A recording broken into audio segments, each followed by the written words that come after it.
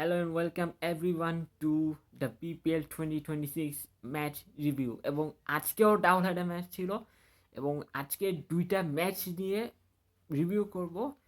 এবং ভিডিও শুরু করার আগে আপনারা যারা আমার আগের বিপিএল ম্যাচ রিভিউ ভিডিওগুলো দেখেন তারা প্লিজ গিয়ে আমার ফেসবুক আইডিতে গিয়ে আপনারা ভিডিওগুলো দেখে নেবেন এবং পারলে আমার ফেসবুক আইডিটাকে ফলো করে রাখবেন, যাতে আমি ডেলি নোটিফিকেশন পেতে পারেন অ্যাবাউট আপলোডিং ভিডিওস, রাইট? আচ্ছা, সো শুরুটা করি ঢাকা বন চট্টগ্রাম ম্যাচ দিয়ে। এটা পুরোপুরি ওয়ান সাইডে ম্যাচ ছিল, লিটারেলি পুরোপুরি ওয়ান সাইডে। মানে ঢাকা পাত্তাই পায়নি এবং আমার এই দলটাকে নিয়ে একটু ভয় ছিল, বিকজ তারা যে লেভেলের টিম বানিয়েছে কম্পেয়ার টু আওয়ার টিম, মানে একটু ভয় ছিল। But still we played a better cricket than them. আমরা তাদের থেকে অনেক ভালো ক্রিকেট খেলছি।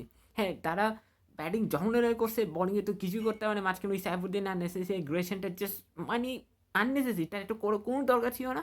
বাট ওভারঅল যদি বলি, আমাদের বোলিং ওয়াজ টু গুড, ফিল্ডিংটা ভালো হয়েছে। Adam Washington but brilliant behind the stumps, brilliant with the bat. Naim Sheikh তিনি প্রচুর ট্রল হয়েছিল, সেও আজকে রান করলো।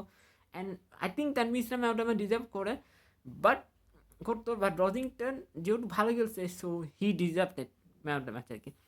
দ্বিতীয় ম্যাচ যেটা রংপুর এবং সিলেট যাই না তাদের কী হয়েছে, টিমটা একটু ভালো, তারপর তারা কেমন পারফর্ম করতে পারতেছে না।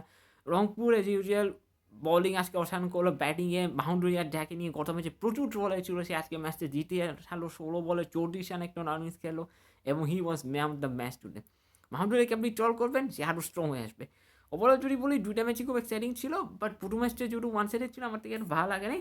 বাট আশা করা যাচ্ছে যে আগেগুলো ম্যাচে 4-2 ম্যাচ আছে, 30 থেকে ম্যাচগুলো শুরু হয়ে যাক। তো দেখা ওই দুইটা ম্যাচই কী হয়। সো আপনার সেরা বাটে হচ্ছে আগামীকাল। সো সবাই ভালো সুস্থ থাকবেন, ধন্যবাদ সবাইকে।